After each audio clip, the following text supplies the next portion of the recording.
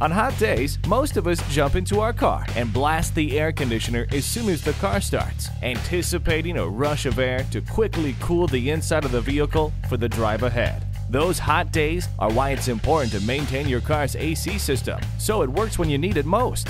While your car's air conditioning is the one system that probably doesn't require a lot of regular maintenance, it should be checked periodically by a certified technician to ensure proper performance. An AC inspection should include a check of the condenser to make sure there's no dirt or debris blocking airflow through it and that the refrigerant level is correct. The compressor drive belt should be inspected for damage and its tension adjusted as needed, and all hoses should be inspected for hardening, bubbles, cracks, or leaks.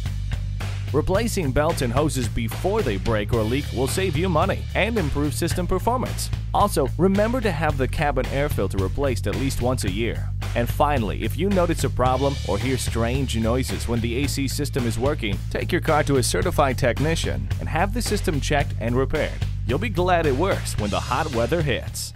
Frank Smith Toyota Hyundai. Schedule your service appointment online or give us a call today. We're located at 1625 West Expressway 83 in Pharr, Texas.